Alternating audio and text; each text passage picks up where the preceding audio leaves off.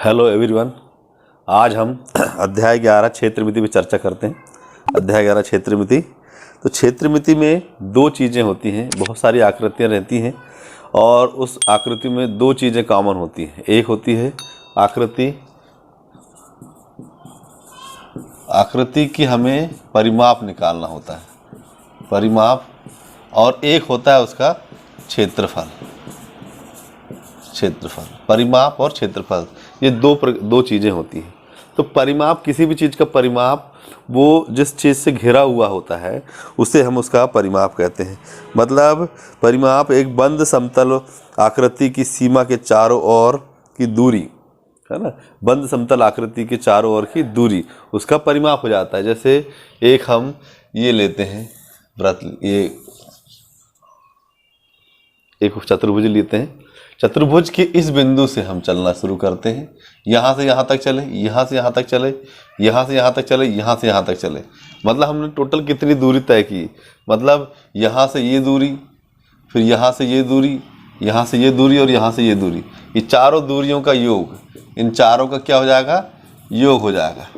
इन चारों का योग कर देंगे हम तो हमें क्या मिल जाएगा, परिमाप मिल जाएगा। जैसे कि इसका ए मान लिए, इसको बी मान लिए, इसको सी मान लिए, इसको डी मान लिए, तो हम ये कहेंगे कि ए धन बी धन सी धन डी बराबर क्या हो जाएगा, उसका परिमाप। ठीक, किसी भी चतुर्भुज के लिए, किसी भी चीज़ के लिए सभी भुजाओं का योग कर दो, उसका परिमाप हो जाता है। ठीक इसी तरह से हम अगर बात करते हैं वृत्त की, ये वृत्त है, वृत्त में अगर परिमाप की बात करते हैं तो वृत्त में बीच में केंद्र होता है, त्रिज्या होती है। तो हम वृत्त में यहाँ से शुरू करें चलना और ये चक्कर लगाए पूरा और यहाँ तक पहुँच गए, तो ये जो दूरी हो गई ये क्या हो गई, उसकी परिमाप हो गई, है ना। तो परिमाप हो गई, ये दूरी जो होगी परिमाप, और परिमाप जो है उसकी क्या हो गई, परिधि हो गई। तो परिधि, ठीक है। तो परिधि का सूत्र क्या होता है, 2πr, है ना। और परिमाप चारों भुजाओं का योग हो जाता है और परिधि होती है 2πr होती है। ठीक इसी तरह से हम अब आपको जितने भी होते हैं आयत, वर्ग, इन सभी के क्षेत्रफल और परिमाप के बारे में चर्चा करते हैं। ठीक है, देखें। जैसे अब मान लेते हैं एक आयत है, आयत बना लेते हैं अपन यहाँ, ये आयत बन गया। इसका ए है, इसकी लंबाई ए है और इसकी लंबाई बी है ना। इसकी लंबाई कितनी है, यहाँ से यहाँ तक की दूरी ए है और यहाँ से यहाँ तक की दूरी बी है। आयत में क्या होता है, सामने सामने की भुजाएं कैसी हो जाती हैं, बराबर हो जाती हैं। तो परिमाप की अगर बात करते हैं यहाँ हम लिख देते हैं ऊपर परिमाप। परिमाप की बात करते हैं तो चारों भुजाओं का योग, मतलब ए धन बी, फिर इसके सामने की भुजा ए धन बी, इसी को हम लिख सकते हैं 2a धन 2b, और छोटा कर सकते हैं तो 2a धन b। तो ओवरऑल हमारे पास सूत्र हो जाता है 2a धन b, ये हमारे पास ओवरऑल सूत्र आ जाता है। ठीक है। इसी तरह से अब हम बात करते हैं क्षेत्रफल की। इसकी बात करते हैं हम यहाँ पे, क्षेत्रफल की बात करते हैं तो क्षेत्रफल क्या हो जाता है, लंबाई गुणित चौड़ाई, है ना। इसका क्षेत्रफल क्या हो जाता है, लंबाई गुणित चौड़ाई, लंबाई और चौड़ाई का योग। क्षेत्रफल जो होता है इसके अंदर की संख्या, ये अंदर में जो है, ये अंदर में जो है उसको क्षेत्रफल कहेंगे। ये जो क्षेत्रफल जिसमें घिरा हुआ है ये क्षेत्रफल हो जाता है, ये क्या हो जाता है, इसका क्षेत्रफल। तो क्षेत्रफल निकालना हो तो उसकी लंबाई और चौड़ाई का हमें गुणा करना होगा। तो लंबाई, मान लो लंबाई कितनी दी है, इसमें ए दी है, और चौड़ाई कितनी दी है, चौड़ाई बी दी है, तो ए और बी, लंबाई गुणित चौड़ाई। ठीक इसी तरह से अब हम बात करते हैं, इसके क्षेत्रफल हो गया, लंबाई होगी। अब हम आयत के बाद हम वर्ग की बात करते हैं। वर्ग में क्या होता है, वर्ग में ये देखें, वर्ग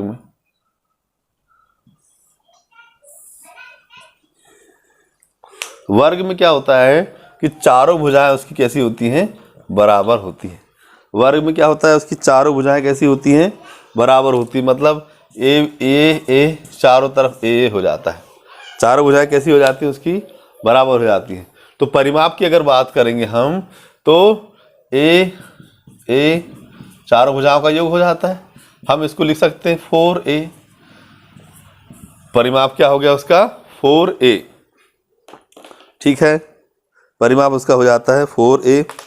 इसी तरह से हम बात करें अगर उसके क्षेत्रफल की बात करें, उसके क्षेत्रफल की बात करते हैं तो क्या हो जाता है, भुजा लंबाई गुणित चौड़ाई, लंबाई गुणित चौड़ाई है भुजा, और भुजा लंबाई भी a है और चौड़ाई भी a है, मतलब a वर्ग, मतलब कितना आ गया, a वर्ग। मतलब अगर वर्ग की बात करते हैं तो वर्ग का परिमाप 4a हो जाता है, और वर्ग का क्षेत्रफल जो हो जाता है वो a की घात 2 हो जाता है। ठीक है, इसी तरह से आयत की बात करते हैं तो आयत का परिमाप हो जाता है 2a धन b, और क्षेत्रफल हो जाता है ab। ठीक, अब हम आगे बात करते हैं त्रिभुज की। ये दोनों 2 डायमेंशन है, द्विविमीय है ना। त्रिभुज की बात करते हैं, त्रिभुज में क्या होता है, तो त्रिभुज देखेंगे अपन, करते हैं हम यहाँ पे त्रिभुज। त्रिभुज में क्या होता है, त्रिभुज की आकृति देखें, ऐसी रहती त्रिभुज की आकृति। इसकी लंबाई, ये लंबाई हो जाती है त्रिभुज की, ये नीचे वाली क्या हो जाती है, लंबाई हो गई इसमें, इसको हमने दे दिए a। ठीक, यहाँ से यहाँ तक की ऊंचाई, इसको हम ऐसा ऐसा दिखा देते हैं, ये ऊंचाई हो गई, इसको हम दे देते हैं h नाम। ठीक है, तो हम अगर क्षेत्रफल की बात करते हैं, क्षेत्रफल बोल रहा हूँ, हम परिमाप की बात करते हैं। हम किसकी बात करते हैं, सबसे पहले परिमाप की बात करते हैं तो क्या होगा, इसका परिमाप हो जाएगा तीनों भुजाओं का योग। एक भुजा ये हो गई, मान लो इसका नाम b दे दिए, इसका नाम c दे दिए, तो परिमाप हो जाएगा a धन b धन c। ये तीनों भुजाओं का योग हो जाएगा, ये क्या हो जाएगा, उसका परिमाप हो जाएगा, है ना। ये क्या है, उसका परिमाप हो गया।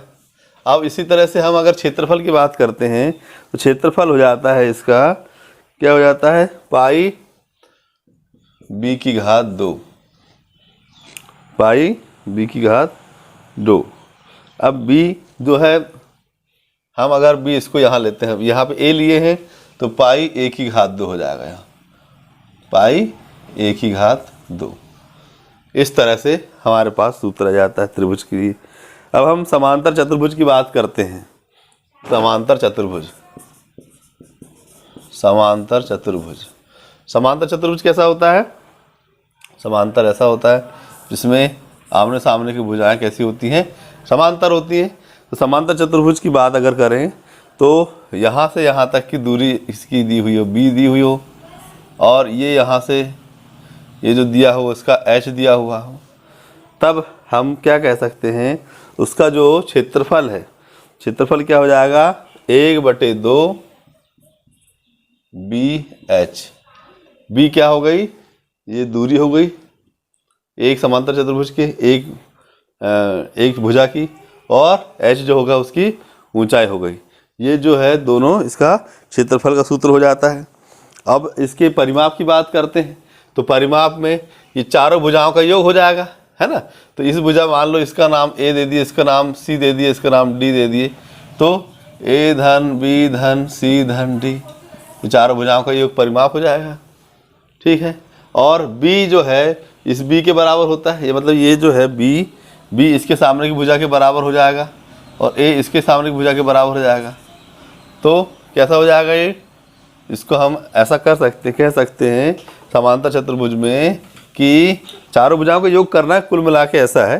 तो हम b धन a धन b धन a, मतलब 2a धन b ऐसा भी लिख सकते हैं। कुल मिला के समांतर चतुर्भुज या कोई भी चतुर्भुज या कोई भी त्रिभुज हो, किसी भी चीज़ में उसकी समस्त भुजाओं का योग, उसकी समस्त भुजाओं का योग क्या हो जाता है, सभी भुजाओं का योग, सभी भुजाओं का योग, है ना। योग क्या हो जाता है, उसका परिमाप हो जाता है। उसकी समस्त भुजाएं जितनी भी होती हैं उन सब का अपन योग कर देंगे तो वो परिमाप में परिवर्तित हो जाता है। और क्षेत्रफल, उसमें जो क्षेत्र घेरा हुआ है, वो क्षेत्र जितना घेरा हुआ है वह उसका क्षेत्रफल हो जाता है। तो हमें क्षेत्रफल निकालना रहता है। सूत्र बना दिए हमने। त्रिभुज के लिए सूत्र हो गया पाई a की घात 2, a क्या हो गया, नीचे की दूरी हो गई आधार की। समांतर चतुर्भुज में 1/2 BH, बी भी नीचे की दूरी हो गई, h जो होगी उसकी ऊंचाई हो गई। इस तरह से हम बात करें, अगर वृत्त की बात करते हैं तो वृत्त में क्या होता है, ये हम वृत्त बनाते हैं, आपको देखेंगे ये वृत्त बन गया, ठीक है।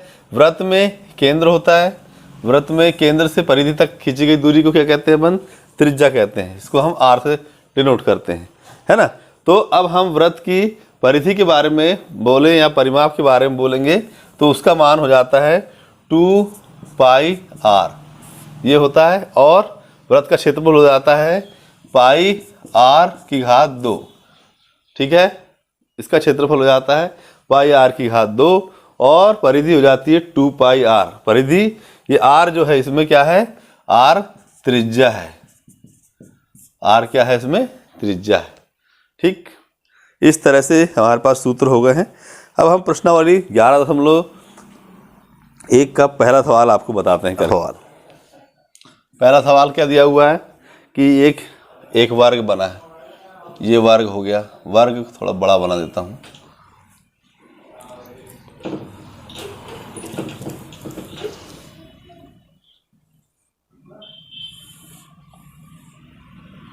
ये क्या है, हम इसको वर्ग कह देते हैं। इसकी माप किसने दी है, उसने 60 सेंटीमीटर दी है। कितनी दी है, 60 मीटर, है ना, ये 60 मीटर दी है, ठीक। और आयत, ये दूसरा दिया हुआ आयत,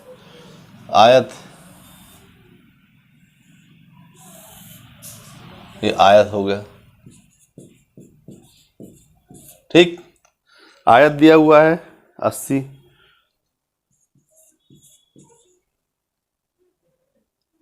मीटर, ठीक है। ये दिया हुआ है 80 मीटर, को मीटर लिख दो या एम लिख दो, बात एक ही है, ठीक है। अब हम देखते हैं, तो हम ये इसमें दिया हुआ है, क्या दिया हुआ है कि भाई आयताकार इसका और इसका दोनों का क्या है, क्षेत्र परिमाप जो है बराबर है ना। तो हम जानते हैं, यहाँ लिख देते हैं आयत का परिमाप, आयत का परिमाप ये दिया हुआ है किसके बराबर, वर्ग के परिमाप के बराबर, वर्ग के परिमाप के बराबर दिया हुआ है। तो आयत का परिमाप क्या हो जाता है, आयत का परिमाप क्या हो जाता है, 2 कोष्ठक में a धन b, है ना। a मतलब लंबाई, b मतलब चौड़ाई, और वर्ग का परिमाप क्या हो जाता है 4 गुणा a, a मतलब एक भुजा की दूरी, एक भुजा की लंबाई, एक भुजा की लंबाई, चारों भुजा की लंबाई बराबर होती है, इसलिए 4a हो जाता है। अब देखते हैं, 2a का मान अपन ने a का मान कितना है 80, है ना। b का मान अपन मान लेते हैं x, यहाँ पे लिख सकते हैं माना कि चौड़ाई, क्या है x मीटर है ना। लंबाई अपन ने क्या ले लिए 80 है, ये लंबाई, चौड़ाई जो है उसकी x मान ली अपन ने, ठीक। ये वाली अपन ने क्या मान ली, x मान ली यहाँ पे, ठीक। तो और इस तरफ में 4a का मान कितना दिया है उसने 60 दिया है, ठीक। अब आगे हल करते हैं, 2 अट्ठे 16, 0 x में किया तो 2x बचा, इधर किए तो 4 4 24 हो गया 240, फिर 260 इस तरफ चले जाएगा, 240 ऋण 160, ये चले गया 160 इस तरफ में, घट गया 0 से 0, 14 में से 8 6 गए 8 और 0 80, 2x बराबर कितना आ गया, और अब x बराबर कितना आ जाएगा 80/2, तो कितना आ गया 40 मीटर, ठीक। ये आ गया, लिखेंगे कि x बराबर कितना आ गया 40 मीटर आ गया। तो अब हम आयत का क्षेत्रफल और वर्ग का क्षेत्रफल निकाल सकते हैं। इसका मान हमें कितना प्राप्त हो गया, x बराबर 40 मीटर प्राप्त हो गया। अब हम इन दोनों का मान निकाल सकते हैं। तो सबसे पहले यहाँ पे आयत का क्षेत्रफल निकालते हैं। आयत का क्षेत्रफल क्या होता है, लंबाई गुणित चौड़ाई, लंबाई गुणित चौड़ाई।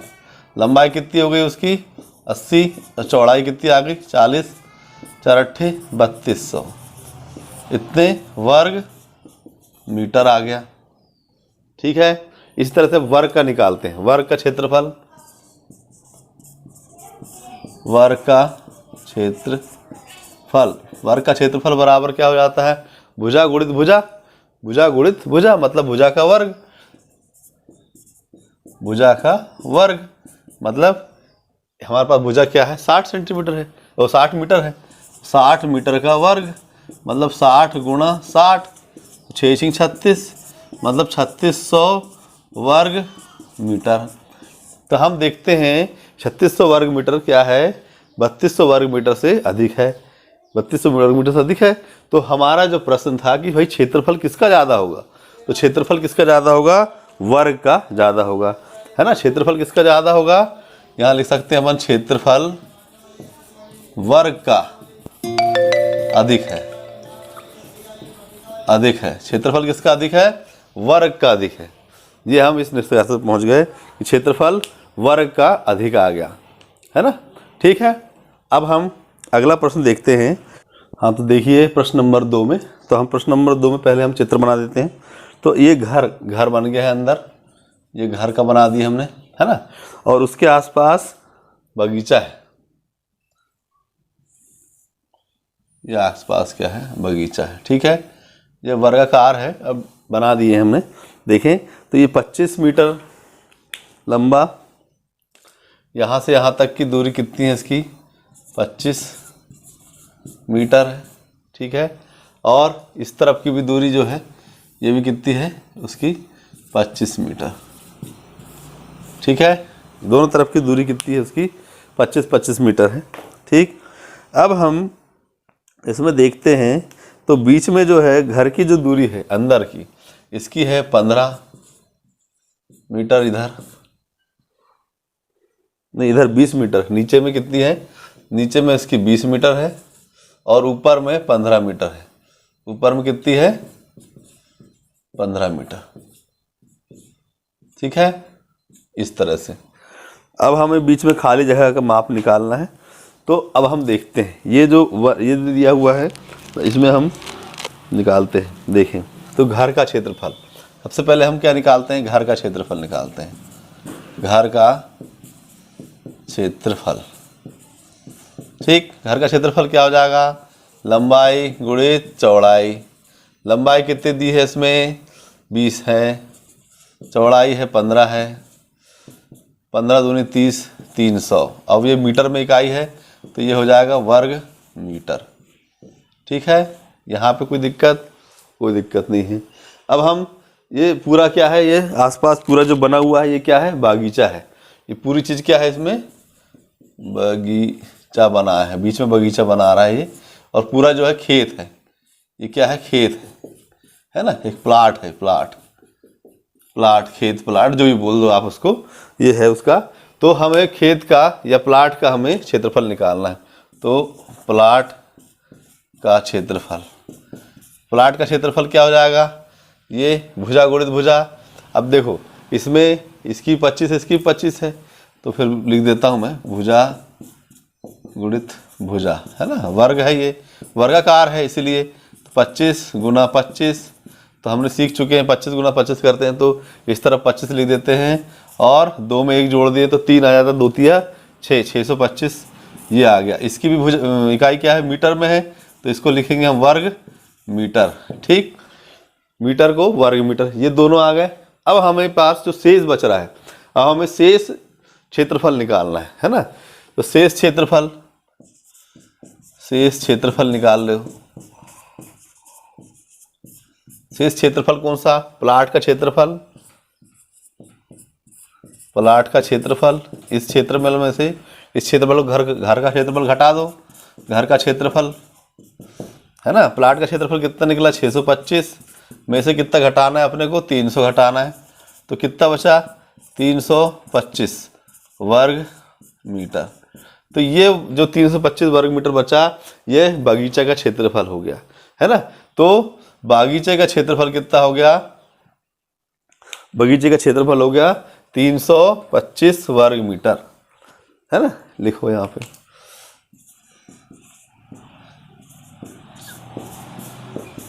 क्षेत्रफल कितना हो गया 325। अब हम ये जान रहे हैं कि 1 रुपये मतलब 55 रुपये प्रति वर्ग मीटर की दर से पैसा ले रहा है। तो 1 रुपये 1 वर्ग मीटर, इतना 1 वर्ग मीटर का वो 55 रुपये ले रहा है, 55 रुपये ले रहा है। ठीक है, तो 325 वर्ग मीटर का, यहाँ पे चूंकि लिख देते हैं, चूंकि, इसीलिए ऐसा है ना। तो क्या हो जाएगा 325 गुणा 55। अब इसका गुणा कर देते हैं अपन। ठीक, तो गुणा करेंगे, 5 का ये 5 25 की 5 हासिल का 2, 5 दूनी 10, 2 12 की 2 हासिल का 1, 5 से 15 और 1 16, 5 25 की 5 हासिल का 2, 5 दूनी 10, 2 12 की 2 हासिल का 1, 5 से 15 और 1 16। इस तरह से इसको जोड़ देते हैं, 5 5 और 2 7, 6 और 2 8, 6 और 1 7 और 1 ये आ गया। कितना आ गया? 17,875 रुपये। तो दर क्या हो गई? उस रुपये कितना लगा उसको? वह रुपये कितने हो गए उसको? 17,875 रुपये। इतने रुपये उसको देना पड़ेगा। जो हमारे पास बागीचा है उसका वह इतना रुपये निकला उसको। इस तरह से हमें सवाल हल करना है। तो आप लोग इस तरह से पूरे सवाल हल करेंगे। तीसरा सवाल जो है उसमें ज़्यादा कुछ है नहीं, लेकिन उसको ध्यान से समझने की बात है। देखें, एक आयत, ये आयताकार, ठीक, यहाँ पे अर्धवृत्ताकार, यहाँ पे अर्धवृत्ताकार, ठीक है। अब ये बोलता है कि भाई इसकी जो दूरी है ना, बीच वाली, ये वहाँ की, यहाँ से यहाँ तक की, मतलब ऐसा मान लें इस पॉइंट से और इस पॉइंट से इन दोनों के बीच की दूरी कितनी है? 20 मीटर, ठीक है। और इस पॉइंट से यहाँ से यहाँ तक की दूरी मतलब 7 मीटर है। देखो, जो 20 मीटर दिया हुआ है और ये 7 मीटर दिया हुआ है, ठीक है। तो हमारे पास 2 वृत्त दिए हुए हैं। तो परिमाप क्या होता है? परिमाप जो होता है वो क्या होता है? ऊपर और नीचे और सभी चीज़ का ये होता है, योग होता है। तो ये 20 हो गया, ये 20, तो 20 यहाँ से यहाँ तक का है। हम यहाँ से यहाँ तक का हमको मालूम नहीं है, यहाँ से यहाँ तक का हमको मालूम नहीं है, ठीक है। हमको आयत का पहले निकालना होगा और दोनों वृत्त का अलग अलग निकालना होगा। तो हम परिमाप निकाल लेंगे, क्षेत्रफल भी ऐसे ही निकाल लेंगे, पहले आयत का और आसपास दोनों का। तो बीच में जो है उसको कैसे निकालेंगे? तो ये देखें, अर्धवृत्त, ये वृत्त होता है पूरा, ये देखें वृत्त, ये वृत्त को आधा कर दिया, ठीक, वृत्त को आधा कर दिया और हमने ये नीचे के वृत्त को मिटा भी दिया। तो ये हो गया आधा वृत्त, ठीक है। अर्धवृत्त हो गया। अर्धवृत्त में ये जो बिंदु है बीच का, ये हो गया केंद्र बिंदु। तो यहाँ से यहाँ तक की जो दूरी है वो क्या हो जाएगी? व्यास हो जाएगी। मतलब ये जो दूरी है ये क्या हो जाएगी? व्यास। और व्यास 7 मीटर दी हुई है। व्यास कितना दिया हुआ है? 7 मीटर दिया हुआ है। तो त्रिज्या क्या हो जाएगी? तब त्रिज्या क्या हो जाएगी? यहाँ पे लिख देता हूँ, त्रिज्या 7/2। तो 7/2 मतलब 3.5 मीटर। ये हो गई उसकी कितनी? त्रिज्या हो गई, है ना। 3.5 मीटर उसकी त्रिज्या हो गई। तो हमें त्रिज्या निकल गई। अब हमें वृत्त की परिधि निकालना है ना। तो वृत्त की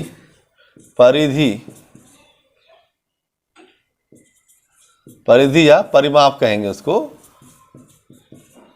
परिमाप निकालना है तो कैसे निकलेगा? क्या सूत्र होता है उसका? 2πr ये होता है, ठीक है। लेकिन ये पूरे वृत्त का होता है, ठीक है। अब हम अर्धवृत्त का अगर बात करें, यहाँ पे हम लिख दें अर्धवृत्त, है ना, क्योंकि ये आधा वृत्त है, आधा वृत्त का परिमाप निकाल रहा है। तो 2π में 2 का भाग देना पड़ेगा, तो क्या आ जाएगा? ये πr आ जाएगा, ठीक। तो अब πr से हम निकालते हैं। पाई मतलब हो गया, पाई का मान हमेशा कितना होता है? 22/7। और r का मान कितना है यहाँ पे? 3.5। तो 7 का भाग दिए, 7 अपना 35.5। 5 दूना 10 की शून्य हासिल करके 5 दूना 10 और 1 11, 11.5, तो ये आ गया बराबर 11 मीटर। ठीक है, वृत्त की परिधि परिमाप आ गया 11 मीटर आ गया, है ना। और वृत्त का परिमाप 11 मीटर आ चुका है। अब वृत्त का क्षेत्रफल की बात करते हैं। ये अर्धवृत्त का आया है ना। दोनों वृत्त का अगर जोड़ देते हैं तो परिमाप कितना हो जाता है, दोनों वृत्त का जोड़ देंगे तो 11 और 11 22 हो जाएगा। ठीक है, अब इसी तरह से अर्धवृत्त का हमको क्षेत्रफल निकालना है ना। देखो अर्धवृत्त का क्षेत्रफल कितना होता है, क्षेत्रफल का सूत्र क्या होता है, क्षेत्रफल का सूत्र होता है पाई r वर्ग, ये सूत्र होता है ना। देखो यहाँ पे लिख देता हूं मैं,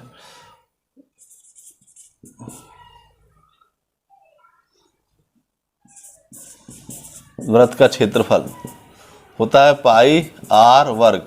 लेकिन अगर अर्धवृत्त लगा दिया जाए, यहाँ पे अर्ध लिख दिया जाए, यहाँ पे हमने क्या लिख दिए, अर्ध लिख दिए, अर्धवृत्त लिख दिए, तो इसका सूत्र जो हो जाएगा इसके बटे 2 हो जाएगा।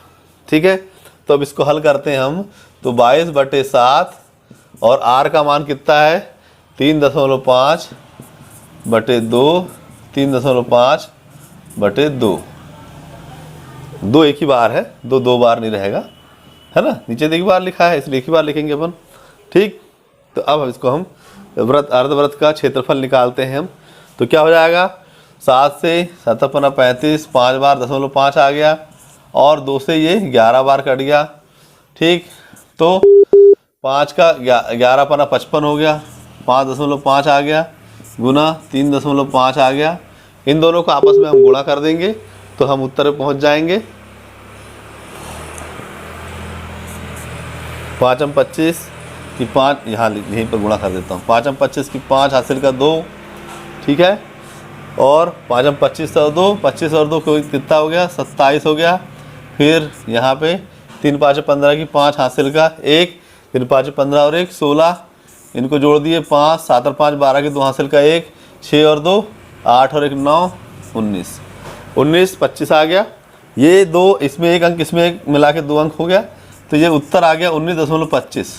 ये क्या आ गया, हमें अर्धवृत्त का क्षेत्रफल आ गया, अर्धवृत्त का आया क्षेत्रफल। इसी तरह से पूर्ण वृत्त का निकालेंगे तो इसे हमको 2 का गुणा करना पड़ेगा, है ना। ये 2 का गुणा कर देंगे तो हमें पूर्ण वर्ग का क्षेत्रफल मिल जाएगा।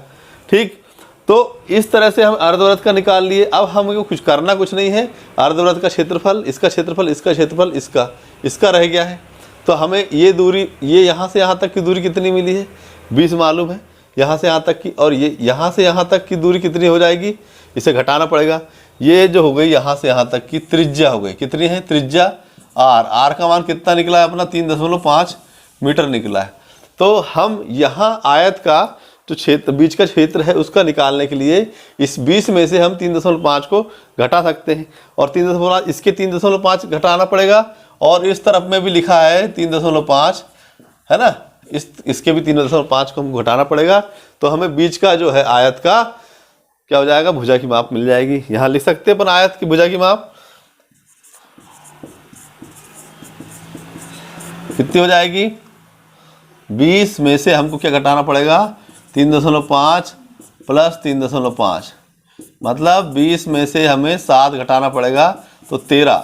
मतलब यहाँ से यहाँ तक की दूरी जो हमें याद करना है वो कितनी निकली, 13 निकली। इसकी भी हो गई 13 मीटर, यहाँ से यहाँ तक की दूरी। ठीक है, आयत की एक भुजा की दूरी मिल गई 13, दूसरी भुजा की मिल गई यहाँ से यहाँ तक की 7, ये यहाँ से यहाँ तक की दूरी कितनी है 7 है। 13 और 7 दो चीज़ मिल गई है, तो लंबाई गुणित चौड़ाई का क्षेत्रफल निकल जाएगा, और चारों भुजाओं का योग कर देंगे तो उसका हमको परिमाप निकल जाएगा। इस तरह से हम इस सवाल को कंप्लीट कर सकते हैं, और आप लोग इसे कंप्लीट करेंगे। एक प्रकार के ये छोटा मोटा हिंट था, ये बहुत आधा ही सवाल पूरा ही कर दिया हूँ मैंने। ठीक है, धन्यवाद साथियों। ये पूरी प्रश्नावली आप करेंगे 11.1, बहुत इजी सवाल हैं, सारे सवाल बहुत अच्छे हैं, तो आप लोग सवाल हल करें। और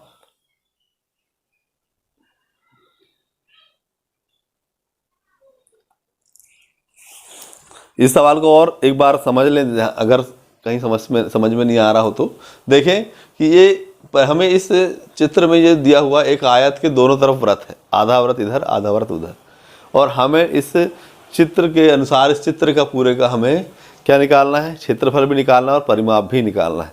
अब हमें यहाँ से इस पॉइंट तक की दूरी 20 मीटर मालूम है और इस ऊपर इसकी जो ऊंचाई है वो अपने 7 मीटर मालूम है।